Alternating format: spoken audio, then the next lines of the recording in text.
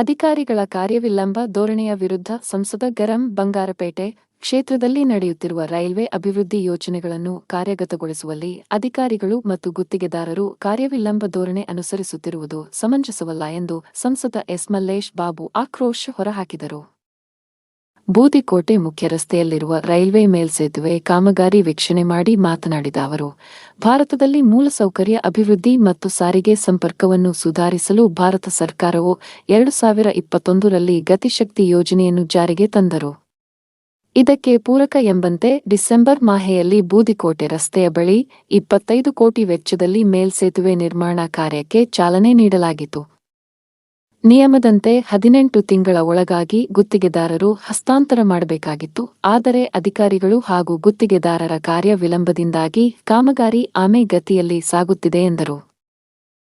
ಅಧಿವೇಶನದ ನಂತರ ಮೇಲ್ಸೇತುವೆ ಲೋಕಾರ್ಪಣೆ. ಬೂದಿಕೋಟೆ ಮೇಲ್ಸೇತುವೆಯ ಕಾಮಗಾರಿ ಜೂನ್ ತಿಂಗಳಲ್ಲಿ ಪೂರ್ಣಗೊಳಿಸುವ ಭರವಸೆಯನ್ನು ಅಧಿಕಾರಿಗಳು ಮತ್ತು ಗುತ್ತಿಗೆದಾರರು ನೀಡಿದ್ದಾರೆ. ಇದರೊಟ್ಟಿಗೆ ಮೇ ತಿಂಗಳಲ್ಲಿ ಕೇಂದ್ರ ಸರ್ಕಾರದ ಅಧಿವೇಶನ ನಡೆಯಲಿದೆ. ತದನಂತರ ಕೇಂದ್ರ ಸಚಿವರೊಂದಿಗೆ ಚರ್ಚೆ ನಡೆಸಿ ಜುಲೈ ತಿಂಗಳಲ್ಲಿ ಲೋಕಾರ್ಪಣೆ ಮಾಡಲಾಗುವುದು ಎಂದು ವಿಶ್ವಾಸ ವ್ಯಕ್ತಪಡಿಸಿದರು. 2023 ಡಿಸೆಂಬರ್ ಸ್ಟಾರ್ಟ್ ಆಗಿತ್ತು. ಇದು ರೈಲ್ವೆ ಡಿಪಾರ್ಟ್ಮೆಂಟ್ ಅವರೇ ಮಾಡಬೇಕಾಗಿತ್ತು. 18 ತಿಂಗಳು ಟೈಮ್ ಅವಧಿಯಲ್ಲಿ ಕಂಪ್ಲೀಟ್ ಮಾಡಬೇಕಾಗಿತ್ತು. ಆದರೆ ಆ ಕಡೆ ಏನೋ ಒಂದು ಕ್ವಾರ್ಟರ್ಸ್ ಇತ್ತು, ಆ ಇಶ್ಯೂ ಇದ್ದಾಗಿಂದ ಅದಕ್ಕೆ DRM ಅವರು ಮತ್ತು ರೈಲ್ವೆ ಇದಕ್ಕೆ ಎಸ್ಟೇಟ್ಸ್ ಆಫೀಸರ್ಸ್ ಮಾತಾಡಿ ಸ್ವಲ್ಪ ಟೈಮ್ ತೊಗೊಂಡ ಮೇಲೆ ಆಮೇಲೆ ಇದು ಕನ್ಸ್ಟ್ರಕ್ಷನ್ ಸ್ಟಾರ್ಟ್ ಆಗಿದೆ. ಆ ರೈಲ್ವೆ ಡಿಪಾರ್ಟ್ಮೆಂಟ್ ಏನು DRM ಸೌತ್ ವೆಸ್ಟರ್ನ್ ರೈಲ್ವೇಸ್ ಇತ್ತು ಅದರಿಂದ ಮತ್ತೆ PM ಗತಿಶಕ್ತಿ ಅಂತ ಮತ್ತೆ ಅದಕ್ಕೆ ಟ್ರಾನ್ಸ್ಫರ್ ಆಗಿದ್ದಕ್ಕೆ ಇದು ಇಷ್ಟು ಲೇಟ್ ಆಗಿರೋದು.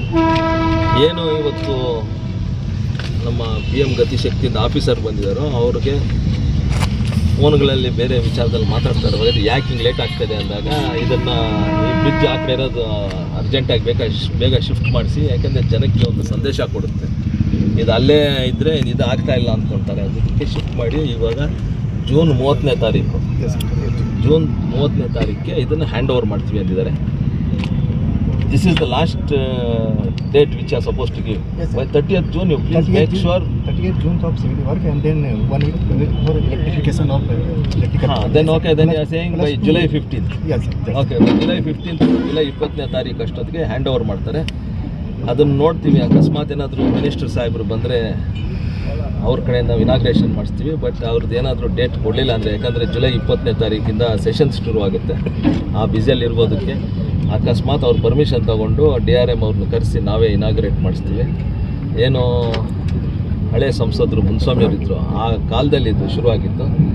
ನಾವು ಈ ಟೈಮಲ್ಲಿ ಈ ಸಮಯದಲ್ಲಿ ಅವ್ರಿಗೂ ನಾವು ಏನು ಥ್ಯಾಂಕ್ಸ್ ಹೇಳಬೇಕಾಗಿದ್ದೆ.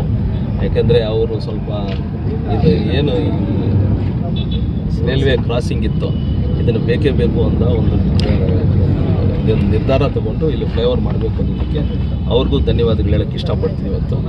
ಅದ್ರ ಜೊತೆ ಏನು ಅಂದರೆ ಟೇಕಲ್ ಅಂದರೆ ಕೋಲಾರ ಟೌನಲ್ಲಿ ಅದರದ್ದು ಒಂದು ಲ್ಯಾಂಡ್ ಅಕ್ವೈರ್ ಮಾಡಬೇಕಾಗಿದೆ. ಅದಕ್ಕೆ DC ಆಫೀಸ್ ಅವ್ರನ್ನ ಅಲ್ಲೂ 12:30ಗೆ DC ಅವರು ಒಂದು ಮೀಟಿಂಗ್ ಕರೆಸಿದ್ದಾರೆ. ಈ ಆಫೀಷಿಯಲ್ಸ್ ಎಲ್ಲ ಅಲ್ಲೂ ಕರ್ಕೊಂಡು ಹೋಗಿ ಪ್ರತಿ ವೇಗದಲ್ಲಿ ಕಾಮಸಮುದ್ರ ಮತ್ತು ಉರ್ಗಮ್ಮು ಮತ್ತು ಸ್ಯಾನಿಟೋರಿಯಂ ಮೂರನ್ನು ಬೇಗ ಶುರು ಮಾಡ್ಸೋಕ್ಕೆ ಲ್ಯಾಂಡ್ ಅಕ್ವಿಸಿಷನ್ ಆಫೀಸರ್ ಈಗಾಗಲೇ AC ಅವ್ರನ್ನ ಅಪಾಯಿಂಟ್ ಮಾಡಿದ್ದಾರೆ. ಇನ್ನು ಏನು ಮೂವ್ಮೆಂಟ್ ಮಾಡಬೇಕು ರೈಲ್ವೆ ಡಿಪಾರ್ಟ್ಮೆಂಟಿಂದ ಇದೆಲ್ಲ ಒಂದು ಕೋಆರ್ಡಿನೇಟ್ ಮಾಡಬೇಕು ಅಂತ ಇವತ್ತೊಂದು ಮೀಟಿಂಗ್ ಕರೆಸಿದೆ. ಸರ್, ಅದಕ್ಕೂ ಲ್ಯಾಂಡ್ ಅಕ್ವಿಸಿಷನ್ ಬೇಕಾಗಿದೆ. ಅಲ್ಲ, even that is sanction work ಎಲ್ಲ ನೀವು 4 ವರ್ಕು ಸ್ಯಾಂಕ್ಷನ್ ಇದೆ ಆಲ್ರೆಡಿ. क्या है बजट क्या है? 25.6 बोलो, कंट्राक्टर बोलना या ऑफिसर? 25.6 ಬಂದು ಅದು ನೋಡ್ಕೊಂಡು ಹೋಗಿದ್ದಾರೆ, ಇನ್ಸ್ಪೆಕ್ಷನ್ ಮಾಡಿದ್ದಾರೆ. ಅದು ಲ್ಯಾಂಡ್ ಎಷ್ಟು ಮತ್ತೆ ಬೇಕು ಅಂತ, ಮತ್ತು ಅದು ಯಾವ ಸ್ಟ್ರಕ್ಚರ್ ಮಾಡಬೇಕು ಅಂದರೆ, ಯಾಕಂದರೆ 2 ಕಡೆನೂ ಕಾಂಕ್ರೀಟ್ ವಾಲ್ಸ್ ಕೊಟ್ಟಿದ್ದಾರೆ. ಸೊ ಯಾವ ಸ್ಟ್ರಕ್ಚರ್ ಮಾಡಬೇಕು ಏನು ಅಂತ ನೋಡಿಕೊಂಡು ಒಂದು ರಿಪೋರ್ಟ್ ಒಂದು ಸುಮಾರು ಇನ್ನೂ ಒಂದು ತಿಂಗಳು 1.5 ತಿಂಗಳು ಬೇಕು ಅಂತಾರೆ. ಆ ತಿಂಗಳು ಆದಮೇಲೆ ಮತ್ತೆ ಏನು ನಮಗೇನಂದರೆ ಅಷ್ಟೊತ್ತಿಗೆ ನಮ್ಮ ಸೆಷನ್ ನಡೀತಾ ಇರುತ್ತೆ. ಆವಾಗ ಮಂತ್ರಿಗಳ ಹತ್ರ ಕೂತ್ಕೊಂಡು ಬೇಕಾದರೆ ಅದು ಸ್ಯಾಂಕ್ಷನ್ ಮಾಡಿಸ್ಕೋಬೋದು ಅಂತ ನಮಗೊಂದು ಪ್ಲ್ಯಾನ್ ಅಂತಲ್ಲ ಅನಿಸುತ್ತದೆ. ಆಮೇಲೆ ಅದು ಆದರೆ ನಮ್ಮ KGF ಮತ್ತು ಬಂಗಾರಪೇಟೆ, ಕೋಲಾರ ಈ 3 ತಾಲೂಕವ್ರಿಗೂ ಉಪಯೋಗ ಆಗುತ್ತೆ. ಅದನ್ನೊಂದು ಮಾಡಿಸ್ಬೇಕು ಅಂತ ಒಂದು ನಿರ್ಧಾರ ತೊಗೊಂಡಿದ್ದೀವಿ. ನೋಡೋಣ ಅದು ಏನಾಗುತ್ತೆ.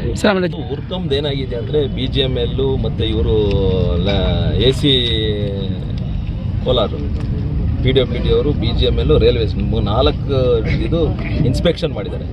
2020 ಲ್ಯಾಂಡ್ PWD ಅವರು ಲ್ಯಾಂಡ್ ಕಾಸ್ಟು ಹೈಕೋರ್ಟಲ್ಲಿ ಡಿಪಾಸಿಟ್ ಮಾಡಿದ್ದಾರೆ. ಅದು ಇವಾಗ ಅಲ್ಲಿ ಮನೆಗಳಿದೆ, ಒಂದು 12-13 ಮನೆಗಳೇ ಅನ್ಆಥರೈಸ್ಡ್ ಆಕ್ಯುಪೆನ್ಸಿ. ಅದನ್ನು ಹೆಂಗೆ ತೆಗ್ಸೋದು ಏನು, ಮತ್ತು ಅದ್ರ ಜೊತೆ ಒಂದು BGML ಆಫೀಸ್ ಸ್ಟ್ರಕ್ಚರ್ ಒಂದಿದೆ, ಮತ್ತು 2 ಮನೆಗಳಿದೆ ಆಥರೈಸ್ಡ್ ಮನೆಗಳು.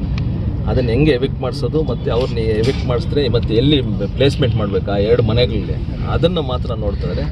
ಅದಕ್ಕೆ ಇದನ್ನು ಇಷ್ಟು ದಿನ ಯಾಕೆ ತೊಗೊಂಡಿದ್ದೀರಾ ಅಂತ ಸ್ವಲ್ಪ ಇವ್ರ ಮೇಲೆ ರೇಗಾಡ್ತಾ ಇದ್ದಿದ್ದು. ಯಾಕಂದರೆ ಉರ್ಗಮ್ ಫ್ಲೈಓವರ್ ಸುಮಾರು 10-15 ವರ್ಷದಿಂದ ಇದು ನಡೀತಾನೆ ಇದೆ. ಅದು ಆಲ್ರೆಡಿ ಸ್ಯಾಂಕ್ಷನ್ ಆಗಿ 2 ಸತಿ ಟೆಂಡರ್ ಕೂಗಿ ವಾಪಸ್ ಹೋಗಿದೆ.